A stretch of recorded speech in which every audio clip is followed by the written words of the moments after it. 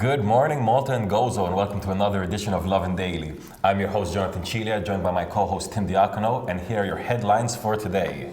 9 p.m. weekend curfew should be implemented as Mater Dei reaches breaking point. Concerns over approaching Carnival weekend as Nador Mayor tells people to stay home. NGRM asks for PN action after Edwin Vassallo labels equal marriage laws inhumane. Soldier fired over gate video calls out double standards after Ian Borg gaffe. And Malta's first national pet cemetery may be on the cards. Tim, quite a mix of stories today. You want to jump into the first one? Yes, so the Doctors' Union has called on the government to issue a national curfew of 9 p.m. during the weekend. And this in light of a sustained rise in COVID-19 cases, which they warned it could result in a situation where Mater Dei reaches breaking point. Now, a few weeks ago, the memories of Christmas are still very fresh in our minds. Lots of people just ignored a lot of the rules, and now Carnival is coming up next week, and the Doctors' Union is calling for action in light of this to preempt gatherings across Malta and Gozo to celebrate Carnival. They said that even though the vaccines are proceeding well at the moment, they can't be just seen as a panacea to everything, and that rules still need to be obeyed. However, curfew, I mean, it's tough to enforce, right? I mean, Malta has a bit of a problem with enforcing. I mean, how can we enforce a curfew? What do you think? I mean, I never thought I'd see a 9 p.m. curfew happening in Malta on the weekends. Like, just imagine Friday night, Saturday night, the streets are empty. And if you have someone running around with a costume, you find that person immediately. No, but seriously, Malta is reaching quite a critical moment. Mater Dei is approaching breaking point, and these are doctors themselves saying that. So something definitely has to be done. I don't know if a curfew is the right way to go. It seems a bit, it's very hardcore. That's a military level, intervention by the government.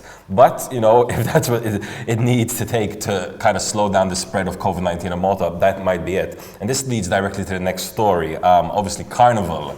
One of the biggest festivals in Malta, big festivity time, everyone's out in their costumes, young and old, everyone's out.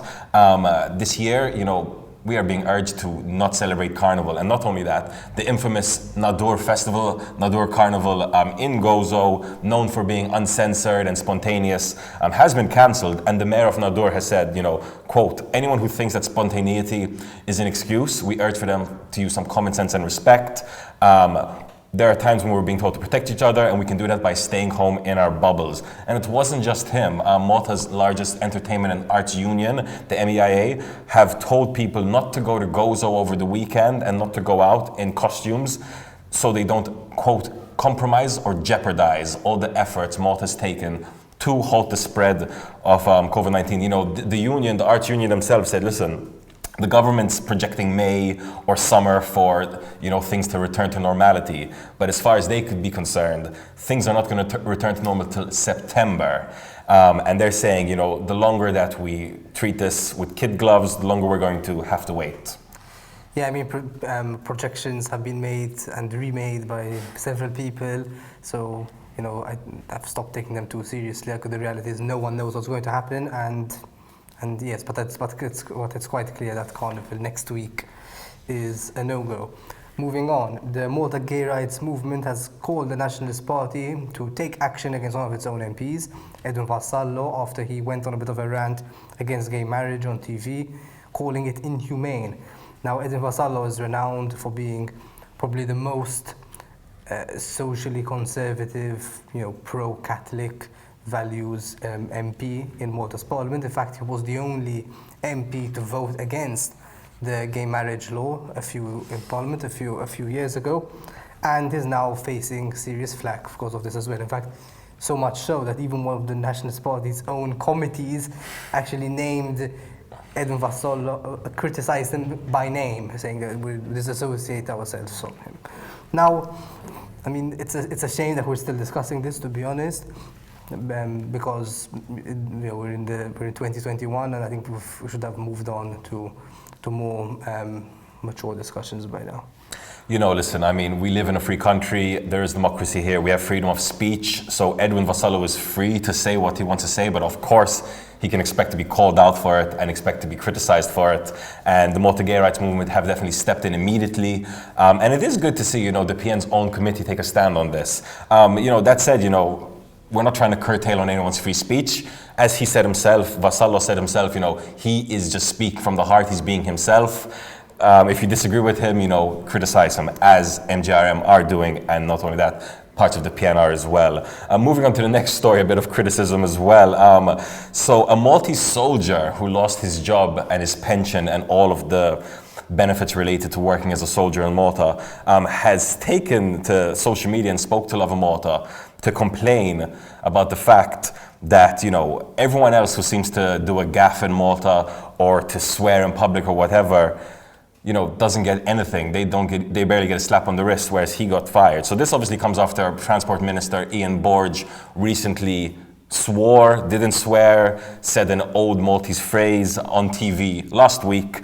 It was major news. And after that, the commissioner, the Standards Commissioner, George Hisler, said, listen, he did swear on TV, but it was, quote, a slip of the tongue, and he was not going to be reprimanded for it. So you had a minister on TV swearing, with the commissioner saying he did swear, and nothing came about of it, whereas this soldier, Godwin Schembri, had uploaded a video, or not even uploaded, he was filmed in a video making fun of a pretty useless gate that the army had installed, and he lost his job. So, he said, quote, Malta demonized me, but defended swearing ministers, racists, and murderers. And it's not only Borg. There have been countless other people who have taken to Facebook, launched rants where they, said some very, very scary, maybe even criminal things. And nothing happened to them. In fact, some of them even were called heroes.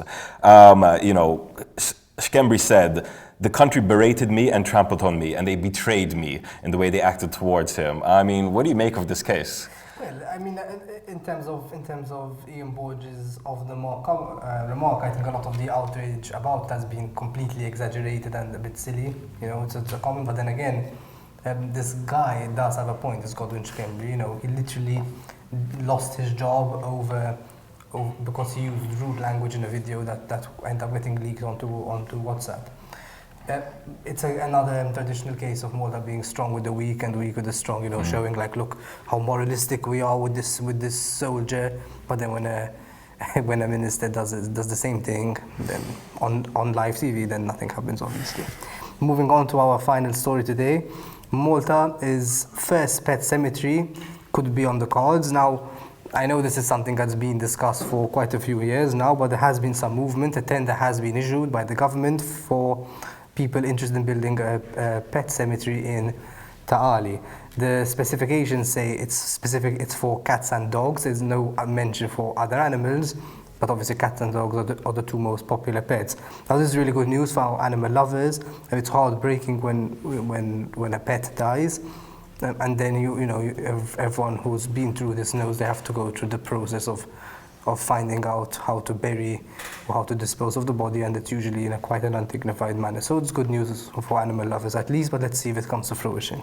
Now, what's important to take note of here is that this is not the first time the possibility of a pet cemetery came about in Malta. However, a previous animal rights minister had spoken out about what was taking so long for the cemetery to come about, and he had said the reason it took so long for a cemetery to come about is because no business was ready to step in and invest.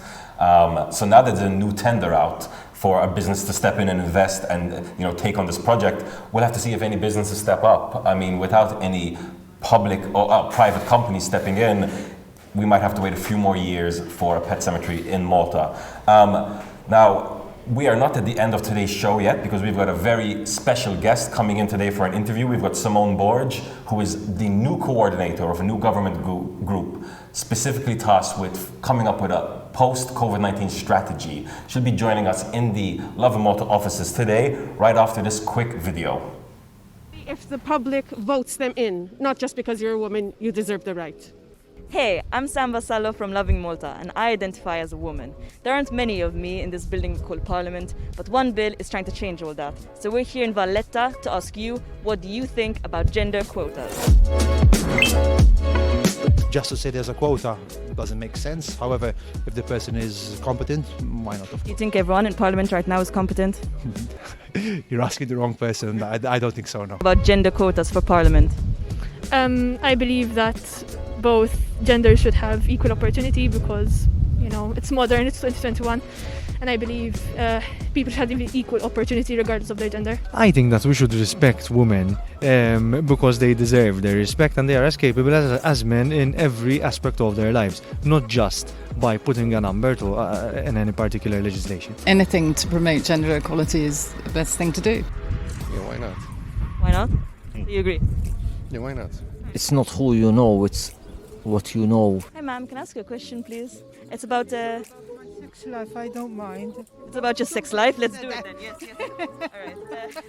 No, not about your sex life. So what do you think about gender quotas for parliament?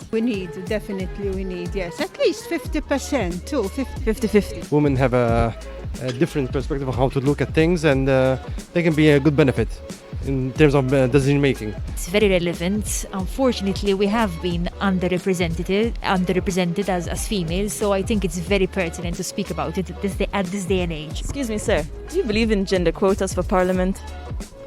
Yeah. Yes? Why? Because half the population is female, half the population is male. No. Not really, in the sense that I'm a woman, I support women, and we don't need to be protective. We need to be there, which is different. Yeah, of course. Yeah. Why not? Why? Because it's fair. Yes, definitely. Why? Definitely. Because I think we should have some more power. It shouldn't be even a question. Of course. Yes? Of course. Why? Because it's important that the population is represented. I love that. COVID is destroying our life, and that's not possible anymore. Sir! Excuse me! We didn't finish our question. Do you agree with gender quotas? Yes, it's important that all the population is represented by men and women. Think we need more women in parliament? Of course. And why? I don't think that there is enough. They should only be voted in. You think they should be? If the public votes them in, not just because you're a woman, you deserve the right. Life's too short, my friend. Why not? YOLO. YOLO. And so we should be equally represented? Yes, absolutely. Shay. Shush. That's it. That's it? Alright, that's it.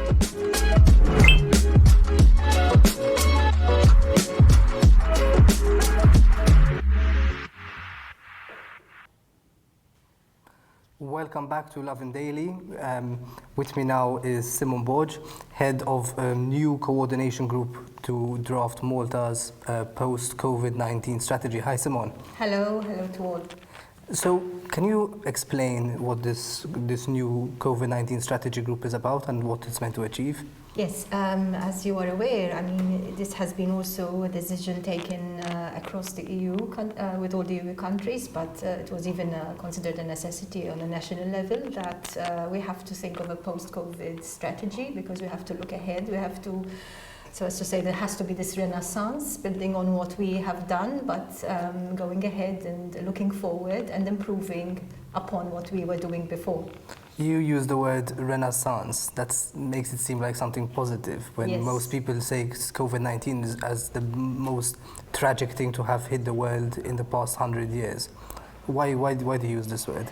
Yes, because I think it's very important that we have to have this kind of mindset of resurging again, of this renaissance. I mean, yes, it has been a calamity, and there will be consequences, but this is why the strategy is being planned, to make those consequences as mild as possible, trying to understand, because we still don't have the whole picture in front of us, what's going to happen, with who will be affected worse than others. I mean, we have been battling these last few months with an economic downturn, but this is, some say this is just the beginning. Predictions for Malta are quite positive in the sense there is an indication that we will recuperate quickly, but will everyone recuperate quickly? We have to identify where the vulnerabilities lie. I think that is an area which the strategy is going to focus upon, but also a vision for the future, where Malta needs to go. And one of the aims of the strategy is not to go back to business as usual. We have to build on what we were doing well, but then we have to identify what we can do much better, and obviously achieving the sustainable development goals, achieving a balance between economic sustainability, social sustainability, and environmental sustainability. So can you give some examples about where we can do better? Yes, basically I think there are various areas, and I think one of the areas that one has to focus upon is the just transition, what I was talking about, that no one can be left behind, and the future, a decarbonized future, a future that is also where we practice the circular economy, and these are all environmental aspects, green aspects. But it will be a change in the mindset, a change in Malta's economic trends, also in the positive sense. There needs to be an economic model that integrates environmental issues and social issues better than in the past. And this is not something we are doing alone. I mean, it's the whole world. You're referring to the so-called donut model, right? Yes, yes, we can say the donut model. I was familiar with that very recently. I was reading a paper about it, and I'm aware that someone's going to make a presentation next week at the Sustainability Summit about it, and I will look forward to hearing that. But the SDGs have been there. I mean, heads of government have committed themselves to achieve them by 2030. We have committed ourselves, Malta and all the EU, to achieve carbon neutrality by 2050, and we have declared that that is a pillar of our economy now, and Prime Minister had said this a few weeks ago, and I think that all goes well. Now the challenge is to find that pathway. I mean, the thing is that these issues were being discussed before the pandemic hit. Yes, yes. So why is this being called a post-COVID-19 strategy? Is there anything that COVID-19 has changed in this aspect? Yes, I think it has. First of all, it has made us slow down and listen and be a bit pensive, because we were running at such a breakneck speed. Not just economically, I would say even our daily lives were very, very too busy, perhaps, to change our ways. But I think it has brought about some time for us to reflect, even on the personal level, of changing our habits. For example, I've noticed many people taking up physical exercise, which is very good, but that's an example on the personal level. Equally, states, I think, are saying, well, this has hit us. So the way we were doing, for example, tourism at this point, or the way we were running our education at this point. What's wrong with the way we're doing tourism? Well, I think there has been some discussion. I'm just quoting tourism as an example and education as an example. It's always good to review what you are doing. It's always good to challenge whether business as usual is the right way to go. And I think this is where we're going. And we're going to examine all sectors, all aspects, and we'll have ample time for consultation within the public sector and especially with the private sector and civil society. A lot of the proposals you're talking about are for a vision in the long term, by 2030. In fact, it is more of a long-term vision. Is there anything tangible that you think can be done to improve, to give Malta a boost once the pandemic is over? Well, I think the most important thing at this to do at this stage is to identify where we are, because I think even there, it's like taking a photograph, like a satellite image. I think we need to know a bit more holistically where we stand, even not just as a nation, but within the context, within the EU and even globally, because we will be affected by what will happen globally. And I think that is going to be perhaps the biggest eye-opener, that we're going to see. It will be more of an examination, of a test of where we stand today. And there are things that we know, for example, things we see that we feel that could be done better, but also things perhaps we are not aware that certain sectors of society, for example, are facing difficulties more than others. That certain systems could need to be updated. That's I think what's going. This has just started, so I can't give you that kind of answer, definite answer now. But that's what I predict. There have been some warnings internationally that that a potential outcome of COVID-19 is that states will move towards a more rigorous system of surveillance, of surveilling their citizens. And like that now we've grown used to it, and that this is going to be the new future. Is this a real concern? Well, I know it's a fear that many people have. I don't think it is, personally, I don't think that states will monitor rigorously citizens for the sake of monitoring them rigorously. But it is true to say that we have that kind of, and we've had it for quite some time now, we have that kind of possibility to monitor each and every one of us. I mean, it's not something that happened now as a result of COVID. I think what we experienced in COVID is a lot of new rules that affected our personal liberty. And that's, I think, what people didn't like. I think the Maltese as such, generally speaking, have obeyed really well. I mean, but I've heard about countries that have actually challenged legally lockdown, for example, or the wearing of a mask. I think restricting personal liberties is always very bothersome for all of us. But then, I mean, you have to look at the bigger picture as well and see what's in the general interest of the community. And that, I think, is very important to understand.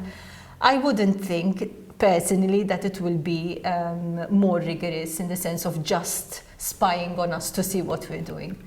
Because in the end, the right to privacy is there, and I'm sure it will be also safeguarded. Finally, if there's one thing you could change about Malta at the moment, what would it be?